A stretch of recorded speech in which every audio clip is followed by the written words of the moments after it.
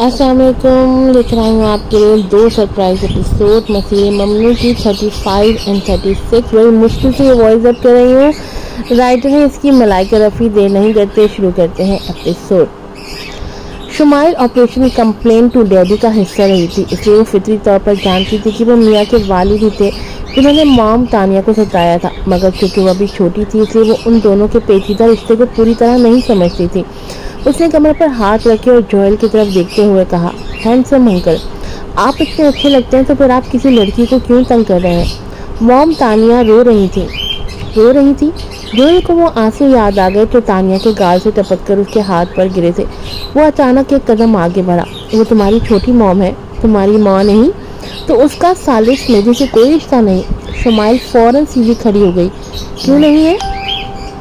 Joel का दिल बैठ गया, मगर अगले लम्हे शुमाइल ने कहा, मेरी मॉम मेरी मम्मी की बहुत अच्छी दोस्त है और चूंकि मम्मी और डैडी ने मिलकर मुझे पैदा किया है तो फिर मेरी छोटी मॉम का डैडी से रिश्ता तो बनता ही है ना।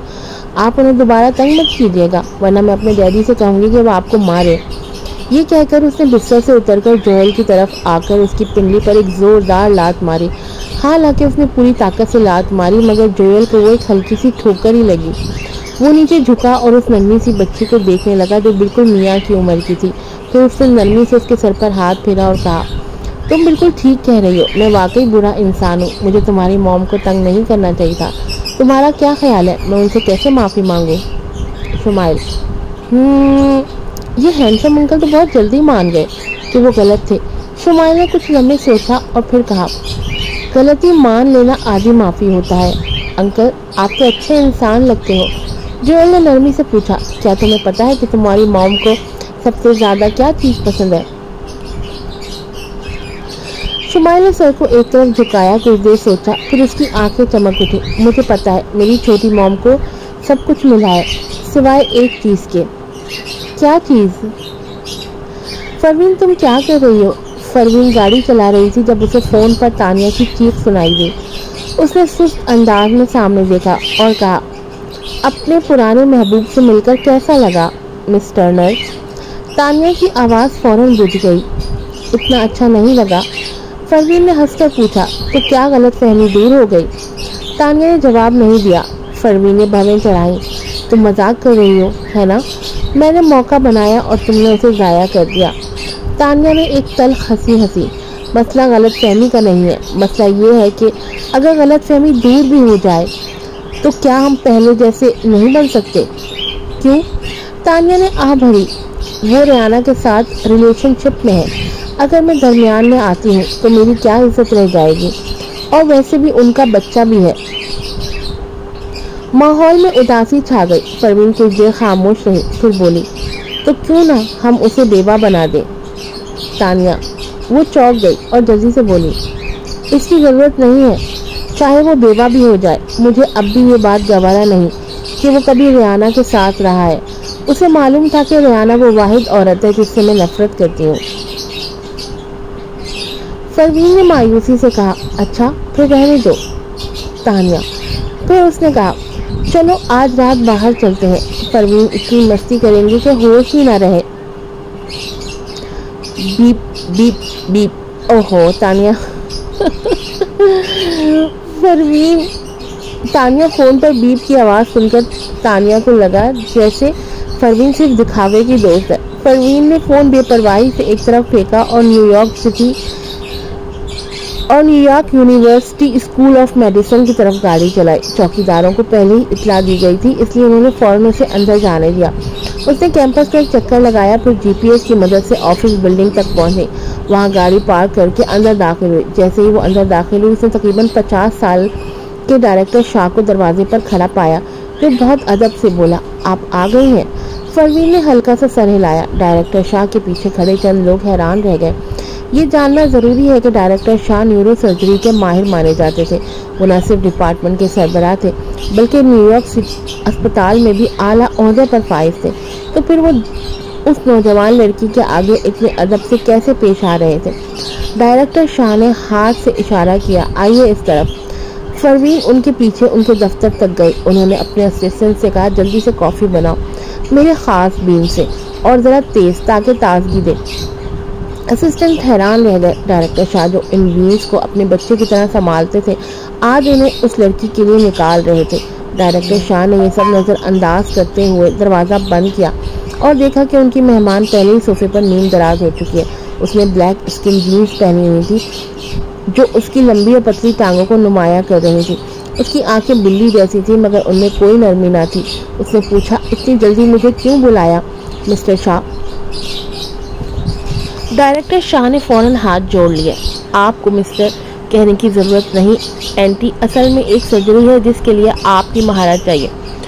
परवीन ने भवें चढ़ाई। कौन सी सर्जरी? उन्होंने आह भरी। 5 साल बच्चा है जिसके दिमाग में ट्यूमर है। जगह बहुत नाजुक है और अगर ज़रा सी भी गलती हो गई तो बच्चे की जहानत मुतासिर हो सकती है, इसलिए मैं चाहता हूँ कि आप ये सर्जरी करें। उन्होंने मज़ीद कहा, मुझे पता है कि आप महीने में सिर्फ 2 सर्जरीज करती हैं और इस महीने की बुकिंग पूरी हो चुकी है, मगर वो बच्चा वाकई बहुत बेबस है, इसलिए आपसे दरख्वास्त कर रहा हूँ एंटी। मैं इससे पहले कि वो मज़ीद कुछ कहते परवीन ने पूछा, बस यही बात थी? डायरेक्टर शाह। परवीन उठ गई, अंगड़ाई ली और कहा, ये बात फ़ोन पर भी की जा सकती थी। वक्त और जगह बता दें, मैं कर लूँगी। फिर वो हाथ हिलाकर बाहर निकल गई। मैं जा रही हूँ।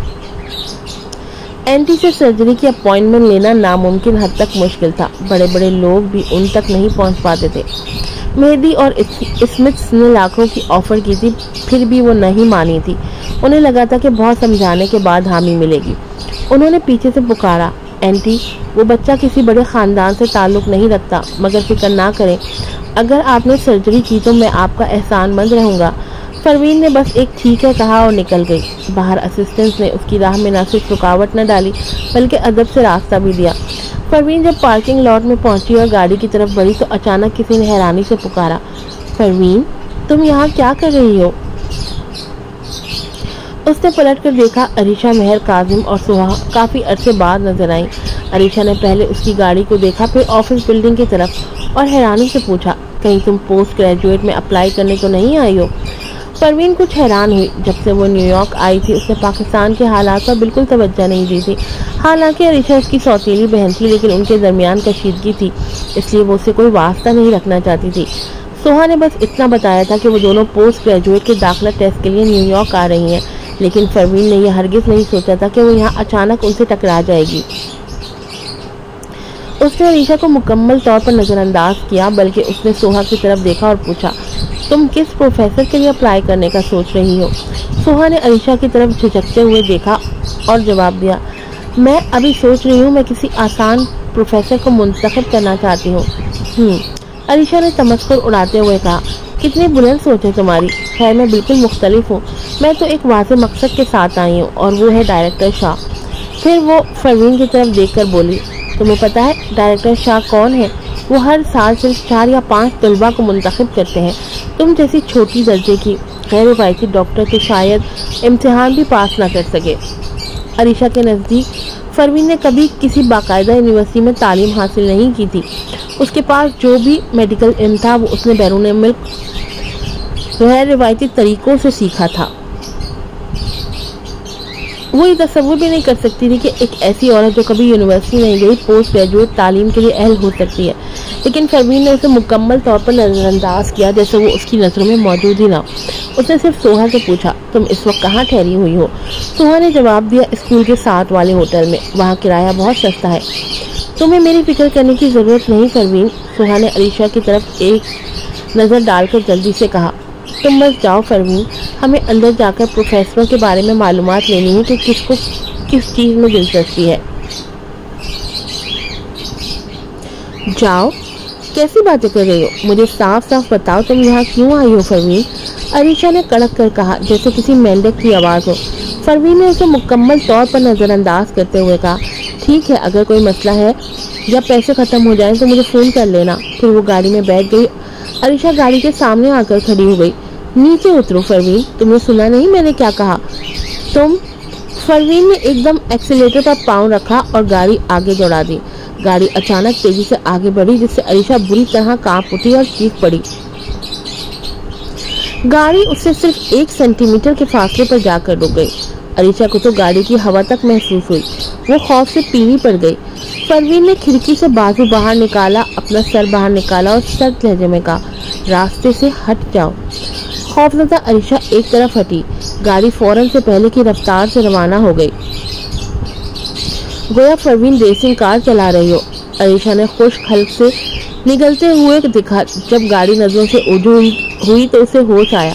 वो गुस्से से चीख पड़ी। वो मुझे कुचल देना चाहती थी, वो जाहिल मोटी बदसूरत औरत। उसे क्या हक है कि मेरे साथ ऐसा करे? वो मुझसे हसद करती है क्योंकि मेरी मंगनी तबरेज से हो गई है। जब परवीन कैलिफोर्निया से चली गई तब जिलानी और काजिम दोनों खानदानों में कुछ वक्त तक चुपकलिश रही, मगर आखिरकार तबरेज ने अरीशा से मंगनी कर ली। सोहा से मजीद बर्दाश्त न हुआ। उसने कहा, परवीन को तो पता भी नहीं कि तुम्हारी मंगनी हुई है अरीशा, हम में से किसी ने उसे बताया तक नहीं। चुप रहो, अरीशा ने उस पर गुस्सा से चिल्लाते हुए कहा। तुम्हें तो परवीन की ही फिक्र है ना? तो जाओ उसके साथ रहो, मेरे साथ चिपकने की क्या जरूरत है? सोहा ने होंठ काटते हुए कहा, तो फिर वो पैसे वापस कर दो जो अंकल काजिम ने मेरे लिए दिए थे। सोहा के खानदान की तमाम जमा पूंजी उसकी वालिदा के इलाज पर खर्च हो गई थी। उसकी वालिदा ने न्यूयॉर्क आने और दाखिला इम्तिहान की तैयारी के लिए अरीशा के वालिद मेहर काजिम से कर्ज लिया था, लेकिन मेहर काजिम ने सारा पैसा अरीशा को दे दिया, जिसकी वजह से सोहा को मुसलसल अरीशा की तज़हीक का सामना करना पड़ा।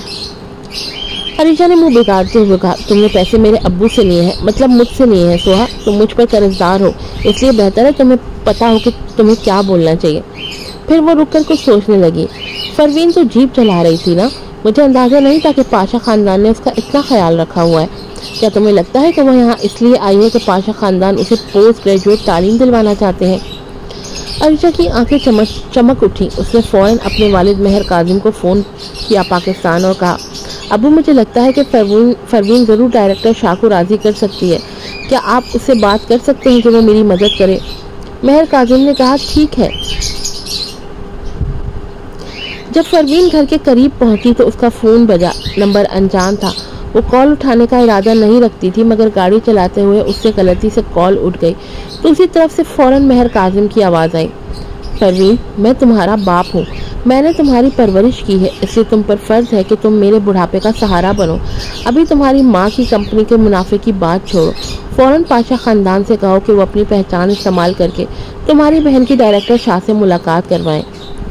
परवीन, ये किस पागल को आज़ादी दे दी उसने? वो कॉल काटने ही वाली थी कि उसकी सौतेली माँ सदफ मेहर काजिम की आवाज़ आई, परवीन, मुझे मालूम है तुम वापस नहीं आना चाहती क्योंकि तुम अब ऐशो आराम की ज़िंदगी गुजार रही हो पाशा के साथ।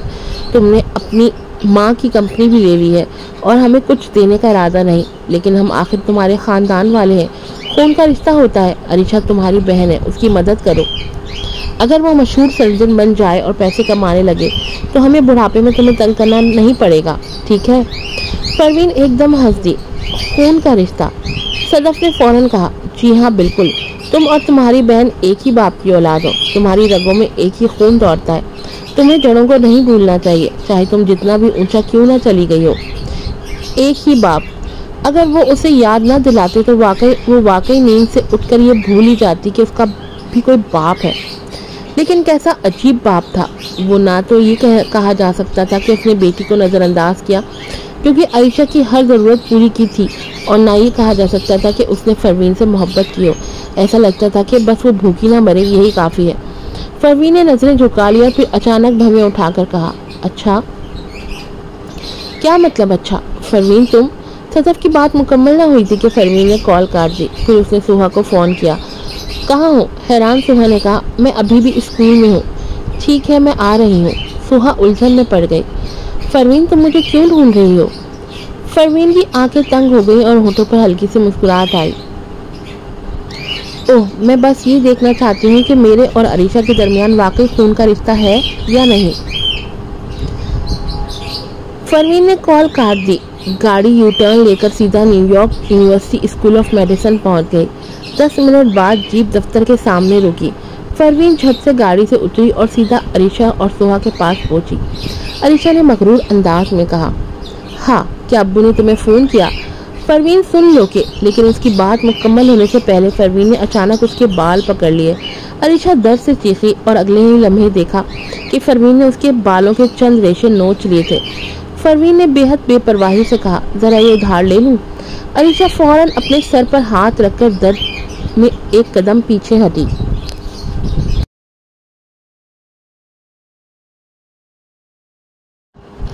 तुम क्या कर रही हो फरवीन?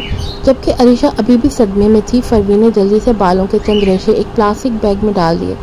उसे जेब में रखकर उसने अब्रू उठाते हुए जवाब दिया, मैंने कुछ नहीं किया। अरीशा गुस्से से बोली, तुमने मुझे अभी तक तकलीफ दी है, तुम मुझे तंग कर रही हो। फरवीन की आंखों में बेसब्री झलक उठी। हाँ, मैं तुम्हें तंग कर रही हूँ। फिर क्या हुआ? फिर क्या? अरीशा कभी अपनी बहन को लड़ाई में शिकस्त नहीं दे सकती थी। बचपन में वो मोटी और मजबूत थी, मगर जैसे जैसे वो बड़ी हुई, जब भी उसे मौका मिला वो फरवीन को मारती रही, क्योंकि वो वाकई चाहती थी। वो आंखें सुर्ख करके एक कदम पीछे हटी। मैं अब्बू को बताने जा रही हूँ, अभी से इतनी बड़ाई मत दिखाओ फरवीन। फरवीन बेपरवाही से हाथ हिलाती हुई मुड़कर चली गई। कहाँ जा रही हो? अरीशा फिर से घबरा गई जब उसे जाते देखा। अब्बू ने कहा था कि तुम मुझे डायरेक्टर शाह के पास ले जाओ ताकि हम पोस्ट ग्रेजुएट स्टडीज़ के बारे में बात कर सकें। तुमने उनकी बात नहीं सुनी। लेकिन फरवीन गाड़ी में बैठकर ऐसे चली गई जैसे उसे कुछ मालूम ही ना हो। इस बार अरीशा हिम्मत ना कर सकी कि उसके रास्ते में खड़ी हो। मायूसी से उसे छोड़कर जाता देखकर अरीशा गुस्से में अपने पाँव जमीन पर जोर से मारने लगी। वो दफ्तर की इमारत की तरफ फिर देखने लगी। वो अंदर जाना चाहती थी मगर फिर रुकी। इतनी नाराज थी कि फौरन सोहा को कोसने लगी। वो चिल्ला उठी, तुमने अभी उसे रोक क्यों नहीं लिया? सोहा सर झुकाकर खामोश रह गई, मगर उसकी भवें कशीदा हो गई। अरीशा ने उसके रद्द अमल को देखकर और भी ज्यादा गुस्सा किया। तुम बड़ी बदमिजाज हो, रोज ये लंबा चेहरा किसको दिखाना चाहती हो? चलो चलें। क्या तुम बस यहीं खड़ी रहकर अपना ही मजाक बनाओगी? सोहा ने आह भरी और अरीशा के पीछे चल पड़ी। जब दोनों जाने को थे, अचानक उनके पीछे से आवाज आई, तुम दोनों बराहे करम इंतजार करें, डायरेक्टर शाह आप दोनों को ऊपर बुलाना चाहते हैं। ऊपर। जब डायरेक्टर शाह ने खिड़कियों से देखा कि बड़ी बॉस अपनी जंगली जीप में वापस आ गई है, तो वो हैरान रह गया। फिर उसने देखा कि वो नीचे दो लड़कियों से कुछ बातें कर रही है और फिर वापस चली गई। फौरन डायरेक्टर शाह बेचैन हो गया। एंटी एक आलमी शोहरत याफ्ता मास्टर सर्जन थी।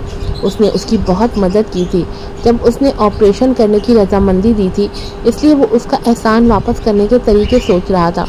इसीलिए उसने अपने असिस्टेंट को जल्दी से कहा था कि वो दोनों लड़कियों को ऊपर बुलाया जाए। आमतौर पर सख्त और संजीदा शख्स अब मुस्कुरा रहा था और सोहा और अरीशा की तरफ देखते हुए पूछा, तुम दोनों मेरा मतलब है मोहतरमा फरवीन से कैसे ताल्लुक़ रखती हो? क्या ताल्लुक़ था? अरीशा की आंखें चमक उठी। उसके ख्याल में फरवीन ज़रूर पाशा ख़ानदान के ज़रिए डॉक्टर शाह से मिली होगी। वो फ़ौरन मुस्कुराई और बोली, मैं उसकी छोटी बहन हूँ। डायरेक्टर शाह का रवैया मजीद नरम हो गया। छोटी बहन? क्या तुम मेडिकल यूनिवर्सिटी की तालिबा हो? अरीशा ने फ़ौरन इनकार किया। नहीं, मैं नहीं हूँ डायरेक्टर शाह, मैंने कैलिफोर्निया यूनिवर्सिटी ऑफ मेडिसिन से अपनी अंडर ग्रेजुएट मुकम्मल कर ली है।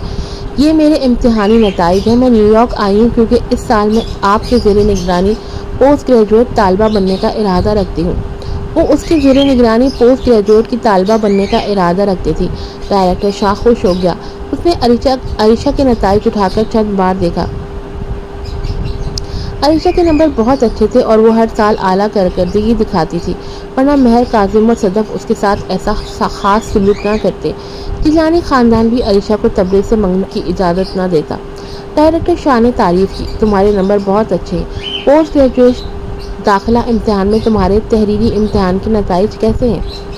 अरीशा फ़ौरन मज़ीद पुरजोश हो गई और बोली, मैं इम्तिहान पास कर चुकी हूँ, अब इंटरव्यू का इंतज़ार कर रही हूँ। ठीक है, तुम्हें याद रखूँगा। फिर डायरेक्टर शाह ने सोहा की तरफ देखा। तुम?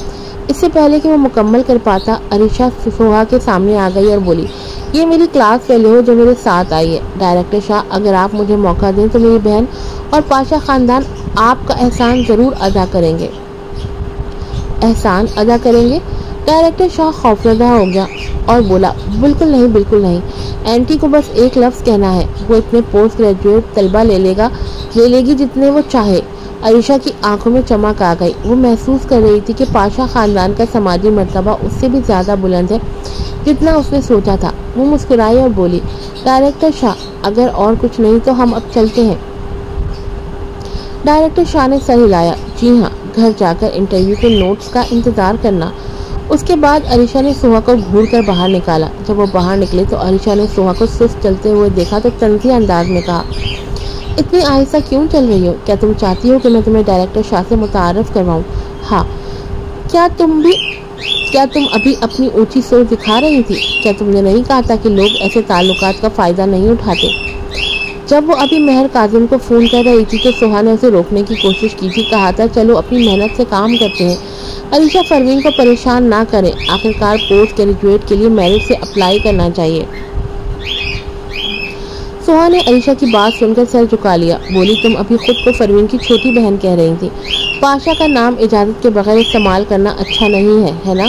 अरीशा फ़ौरन उसकी तरफ देखकर बोली, मैं परवीन की असली छोटी बहन हूँ। मुझे उसका इस्तेमाल करने में क्या हर्ज है? लेकिन तुम तो महज कज़न हो, इसलिए तुम ऐसा नहीं कर सकती। ये कहकर वो पुरजोश होकर मोबाइल निकालकर फेसबुक पर गई, जहाँ किसी ने उसे मेंशन करके पूछा था कि इम्तिहान कैसा गया, इंटरव्यू कैसा जा रहा है और क्या वो पुरएतमाद है या नहीं। अरीशा ने उससे पहले कुछ नहीं बताया था। आखिरकार जब एंटी ने कैलिफोर्निया में सबके सामने उसका झूठ बेनकाब किया था तो स्कूल ने उसे सज़ा दी और उसका रिकॉर्ड ख़राब कर दिया। पोस्ट ग्रेजुएट एप्लीकेशंस में सिफारिशात भी मनसूख हो गई, लेकिन अब वो फ़ख्र से सर उठाकर अपने सोशल मीडिया पर फ़ख्र कर सकती थी। उसने लिखा, डायरेक्टर शाह ने अभी कहा कि मेरे नंबर बहुत अच्छे हैं। वो मुझे अपनी पोस्ट ग्रेजुएट तालबा के तौर पर बहुत चाहते हैं। उसकी सोशल सर्कल में हलचल मच गई। डायरेक्टर शाह, क्या वही डायरेक्टर शाह है जिसके बारे में मैं सोच रहा हूँ? वाह, अरीशा बहुत शानदार है। स्कूल में ही वो सब कुछ थी और अब न्यूयॉर्क में फिर से शोहरत हासिल कर रही है। मोहतरमा अरीशा, बराए करम अपनी पुरानी क्लास फेलो को ना भूलें। जब आप कामयाब हो जाएं। हर कोई अरीशा की तारीफों के पुल बांधने लगा, जिससे उसे खुद को आसमान पर महसूस हुआ। सोहा अकेली खड़ी थी, हैरत से उसे देख रही थी और सोच रही थी, मुझे लगता है डायरेक्टर शाह ने अभी कहा था कि वो इंटरव्यू के नोट्स का इंतज़ार करें, दाखिला का नहीं। लेकिन अगर मैं उसे याद दिलवाऊंगी तो वो मुझे फिर से ना डांटेगी, इसलिए बेहतर है कुछ ना कहूँ। जब लड़कियां चली गईं तो तकरीबन 50 साल प्रोफेसर ने अपनी ऐनक उतारकर माथे पर हाथ रख लिया। किसी वजह से वो उस लड़की को पसंद नहीं कर रहा था। इतने सारे पोस्ट ग्रेजुएट तलबा को पढ़ाने के बाद वो उन बच्चों के ख्यालात एक नज़र में समझ सकता था। उस लड़की की आंखों में बहुत कुछ चल रहा था और उसका मेडिसिन के लिए रवैया खालिस नहीं था। डायरेक्टर शाह ने मोबाइल उठाया और परवीन को एक पैगाम भेजा, जिसमें नौजवान मरीज के ऑपरेशन का वक्त और जगह बताई गई। इस बार बड़ी बॉस ने फौरन जवाब मिल गया। डायरेक्टर शाह ने उसका पैगाम पढ़ा और फिर अचानक एक और पैगाम भेजा। क्या तुम्हारी एक छोटी बहन है जिसका नाम अरीशा है? वो कहती है कि वो मेरी पोस्ट ग्रेजुएट तालिबा बनने की दरख्वास्त दे रही है। अच्छे काम करने के बाद खामोश नहीं रहना चाहिए। एंटी को ये नहीं लगना चाहिए कि वो बेकार है। लेकिन अगले लम्हे उससे उसका जवाब मिला, एंटी, मुझे नहीं पता वो कौन है। डायरेक्टर शाह, अचानक उनके जहन में आया कि अगरचे दोनों ने नीचे बात की थी, अगर अरीशा वाकई एंटी की छोटी बहन है तो वो उनके तहत पोस्ट ग्रेजुएट होने के लिए दरख्वास्त क्यों दे रही है, बजाय इसके कि प्रोफेसर एंटी के। Anti New York university school of medicine में न्यूरो सर्जरी की प्रोफेसर थी और स्कूल ने खुद उनको मदऊ किया था। बहुत से लोग इस बात से वाकिफ थे। पिछले 2 सालों में बेशुमार लोगों ने उनके ज़ेरे निगरानी पोस्ट ग्रेजुएट होने की कोशिश की थी, मगर चूँकि एंटी बैरून मुल्क थी इसलिए उन्होंने किसी को कबूल नहीं किया। लेकिन इस साल वो वापस आ चुकी थी और बदतरीन सूरत में भी वो अपनी बहन को साथ ला सकती थी।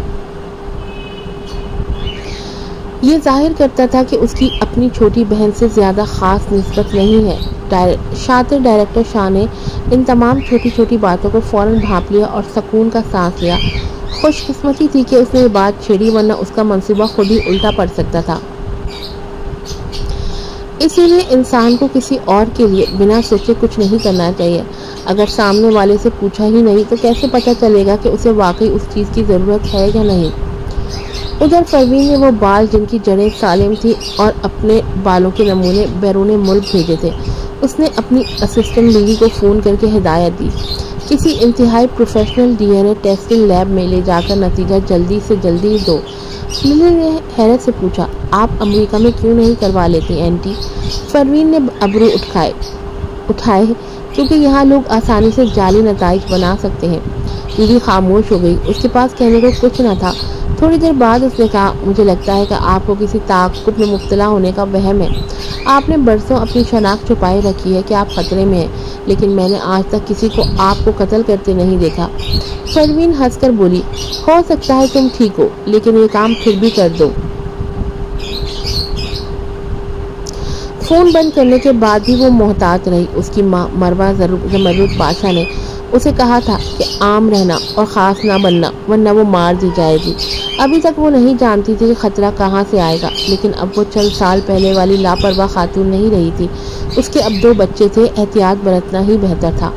पार्सल कुरियर करने के बाद वो आराम से गाड़ी चलाकर हारिस को उसूल से लेने चली गई। उस दिन तानिया का मूड बहुत ख़राब था, इसलिए उसने छुट्टी ली और स्कूल नहीं गई। नतीजतन परवीन को खुद हारिस को लेने जाना पड़ा। काश हारिस खुद गाड़ी चलाकर घर आ सकता, ये सोचते हुए उसने जमाई ली। उधर हारिस गुस्से में स्कूल के दरवाजे पर खड़ा था, स्कूल बैग पहने।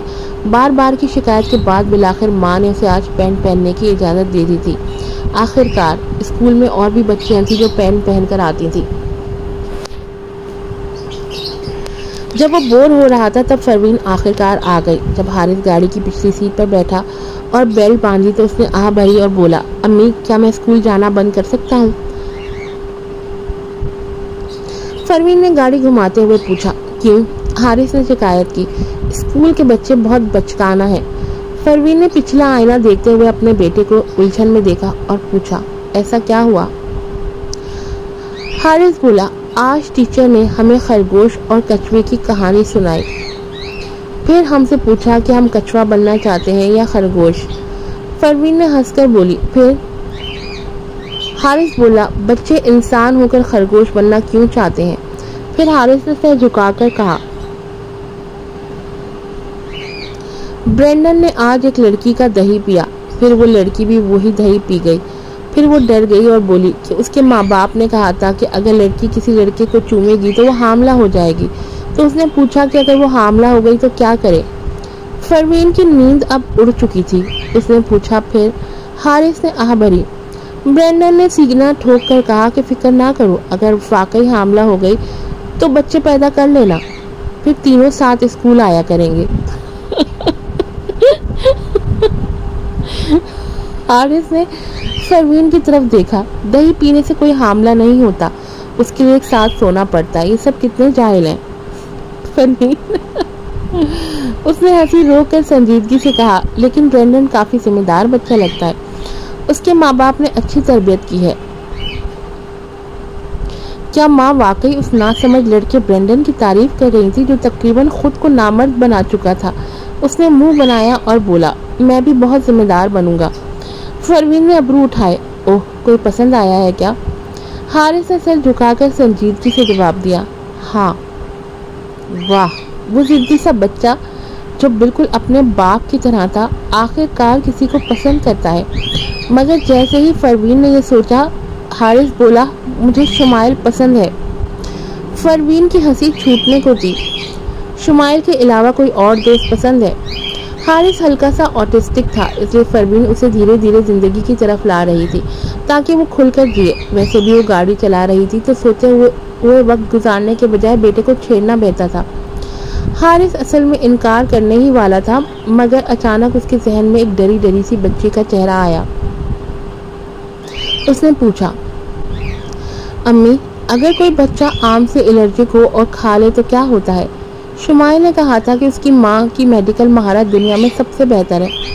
परवीन ने जवाब दिया, अगर वक्त पर अस्पताल पहुंचा दिया जाए तो बच्चा ठीक हो जाएगा। तो फिर मियाँ स्कूल क्यों नहीं आई आज? लेकिन उसने सिर्फ एक लम्हे को सोचा, फिर ख्याल को जहन से निकाल दिया।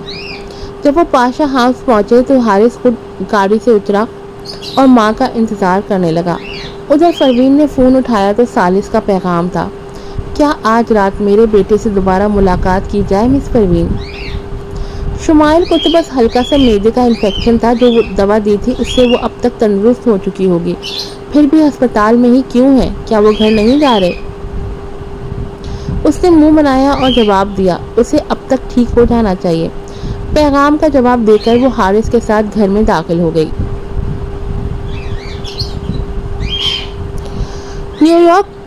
यूनिवर्सिटी स्कूल ऑफ मेडिसिन के करीब होटल में अरीशा ने सिर्फ एक ही कमरा बुक कराया था, वो भी डबल बेडरूम। बिस्तर में बआसानी 2 लोग आ सकते थे, मगर उसने ये बहाना बनाया कि उसे किसी के साथ सोना पसंद नहीं और सुहा को सोफे पर सोने पर मजबूर कर दिया। एक भरपूर खाने के बाद अरीशा फेस मास्क लगाकर नेल पॉलिश कर रही थी और स्किन केयर कर रही थी, जबकि सुहा मेज पर झुकी पढ़ाई कर रही थी। इंटरव्यू सिर्फ चंद दिन दूर था, वो अच्छी तैयारी करना चाहती थी।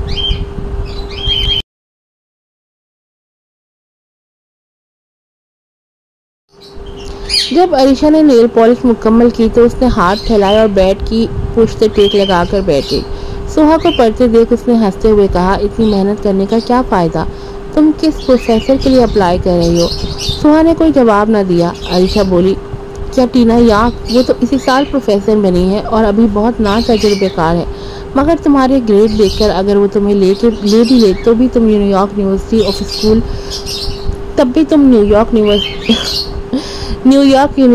स्कूल ऑफ मेडिसिन की पोस्ट ग्रेजुएट बन जाओगी तो बाद में नौकरी के लिए मददगार साबित होगा। इतने में दोनों के मोबाइल फ़ोन एक साथ बजे। इंटरव्यू नोटिस आ चुके थे। अरीशा खुशी से चमकती हुई अपना फ़ोन उठाकर मैसेज खोलने लगी। दोनों को इंटरव्यू का नोटिस मौसूल हो चुका था। मास्टर्स के लिए दरख्वास्त देने के लिए पहले इब्तदाई इम्तिहान पास करना ज़रूरी होता है, फिर उसके बाद इंटरव्यू होता है। इंटरव्यू से पहले उम्मीदवारों को अपने मुतवक्का असातिज़ा से रब्ता भी करना होता है ताकि इंटरव्यू आसानी से पास हो जाए। अगर डायरेक्टर शाह और अरीशा वाकई एक दूसरे को पसंद आ चुके थे और डायरेक्टर शाह खुद अरीशा को साथ लेकर आए थे तो इंटरव्यू महज एक रस्मी कार्रवाई बन जाता, इसलिए अरीशा बिल्कुल भी नर्वस नहीं थी। सुहा ने भी इंटरव्यू का नोटिस देकर सुख का सांस लिया। उन दोनों के इंटरव्यू एक ही दिन थे और नताइज भी इंटरव्यू के फ़ौरन बाद आने वाले थे। अगर सुहा इंटरव्यू पास कर लेती तो उसे न्यूयॉर्क में रहने और किसी अस्पताल में इंटर्न करने का मौका मिल जाता। तहम सुहा ने तय कर रखा था कि अगर वो इंटरव्यू में कामयाब ना भी हुई तब भी वो न्यूयॉर्क नहीं छोड़ेगी। न्यूयॉर्क में मुल्क का बेहतरीन मेडिकल निज़ाम था और यहाँ सबसे जदीद आलात मौजूद थे, इसलिए वो यहाँ मज़ीद सीखना चाहती थी। वो यही सोच रही थी कि अचानक अरीशा ने उसकी तरफ देखा और कहा, मुझे थोड़ी देर के लिए डेस्क चाहिए। सुहा ने हैरत से उसे देखा, लेकिन फिर भी खामोशी से अपनी किताबें उठाई और सोफे की तरफ चली गई। 5 स्टार होटल के कमरे का सोफा बहुत तंग था, उस पर सोना मुश्किल था। पिछले कुछ दिनों में उसकी कमर में दर्द हो गया था। वो खाने की मेज़ के साथ टेक लगाकर मुताला करने लगी। अभी वो कुछ ही देर पढ़ पाई थी कि तेज आवाज़ें सुनाई दी। अरीशा ने अपना मोबाइल खोलकर एक मज़ाहिया टीवी शो लगाया हुआ था और आवाज़ भी बहुत बुलंद कर रखी थी, साथ साथ ज़ोर से हंस भी रही थी। शोर इतना ज़्यादा था कि सुहा को पढ़ना मुश्किल हो गया। उसने गहरा सांस लिया, एयरफोन्स लगाए और दोबारा पढ़ने लगी। रात के 9 बजे जब सुहा ने मुताला ख़त्म किया और डेस्क खाली किया तो अरीशा ने कमरे की लाइट बंद कर दी। सुहा घबरा गई। मैं अभी भी शदीद दिमागी चोटों के मरीजों के बारे में पढ़ रही हूँ। कल के इंटरव्यू के लिए मैं इसी शोबे में जाना चाहती हूँ। तुमने लाइट क्यों बंद कर दी? अरीशा ने अब्रू उचकाते हुए कहा, तुम्हारे इंटरव्यू से मेरा क्या ताल्लुक, मुझे तो सोना है। इंटरव्यू में अच्छा परफॉर्म करने के लिए नींद पूरी होनी चाहिए। ये कहकर वो बिस्तर पर लेट गई। सुहा गुस्से से भरी हुई थी, लेकिन कुछ कहे बगैर किताबें उठाईं और वॉशरूम में चली गई। वहाँ उसने एक मध्यम सा लैंप जलाया, टॉयलेट सीट पर बैठकर मुताला शुरू कर दिया। उधर अरीशा बिस्तर पर लेटी हुई थी। वो जागने की आदी थी, इसलिए नींद नहीं आ रही थी तो मोबाइल इस्तेमाल करने लगी। सदफ ने उसे मैसेज किया, सोहा कैसी है?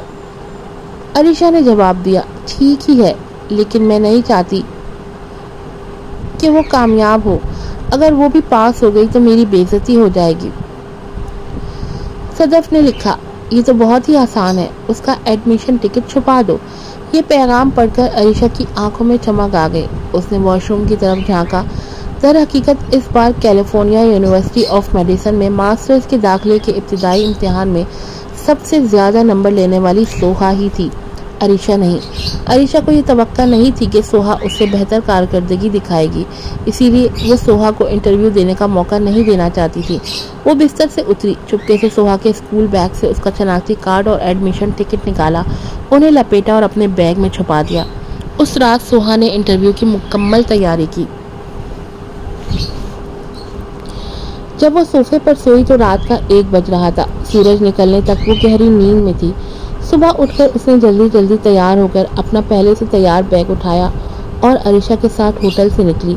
होटल यूनिवर्सिटी के करीब था, इसलिए वो 10 मिनट में वहां पहुंच गई। वो दोनों इंटरव्यू के मुकाम पर पहुंची। अरीशा ने अपना एडमिशन टिकट और शनाख्ती कार्ड निकाला और अपनी बारी का इंतजार करने लगी। इंटरव्यू में तारुफ और खुद पर तबसरा शामिल था। जब वो अपनी तारुफ की मशक कर रही थी तो अचानक सुहा ने घबरा कर कहा, मेरा शनाख्ती कार्ड कहाँ गया और एडमिशन टिकट? अरीशा, तुमने देखा है? अरीशा ने नखूद से कहा, मुझसे क्यों पूछ रही हो? क्या मैंने चोरी किया है? सुहा आंखों में आंसू लिए घबराकर अपना बैग बार बार चेक करने लगी। आखिरकार उसने कहा, अरीशा, होटल की चाबी दो, मैं जाकर ढूंढती हूँ। अरीशा ने चाबी देते हुए अब्रू उचकाए। सुहा तेजी से होटल वापस भागी।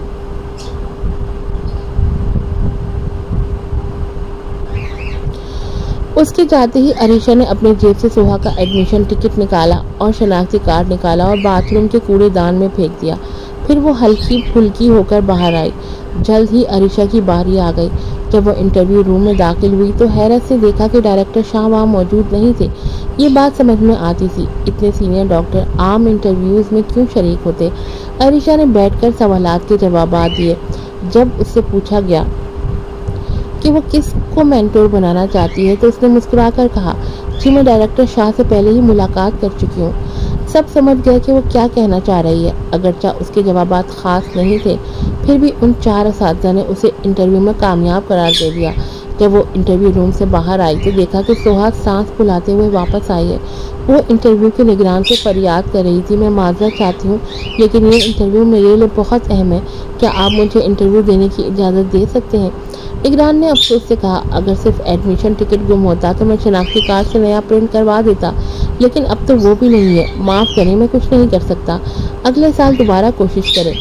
सुहा की आंखें सुर्ख हो चुकी थीं, लेकिन इसका मतलब है कि मेरी एक पूरी साल की मेहनत ज़ाया हो जाएगी। बराए करम आप आला अफसरान से बात करें, क्या कोई रियायत मुमकिन है? मैं वाकई इस यूनिवर्सिटी से मोहब्बत करती हूँ। मैं ख़ास तौर पर कैलिफोर्निया से न्यूयॉर्क आई हूँ। उसकी हालत देखकर निगरान कुछ नरम होने लगा, लेकिन अरीशा ने आगे बढ़कर जहर से बड़ी बात की। सोहा, एक डॉक्टर के लिए सबसे ज़रूरी खूबी जिम्मेदारी है। अगर तुम इम्तिहान के दिन अपने कागजात संभाल कर नहीं रख सकती तो कल ऑपरेशन के वक्त भी क्या चाकू भूल जाओगी? ये सुनकर निगरान का दिल दोबारा सख्त हो गया। अरीशा ने सोहा का बाजू पकड़ा और घसीटते हुए कहा, बस करो अब, मजीद तमाशा मत बनाओ, मेरे साथ चलो। मायूस सोहा उसके पीछे चल पड़ी, लेकिन जब वो यूनिवर्सिटी के दरवाजे तक पहुंची तो उसने एक मानूस चीज देखी।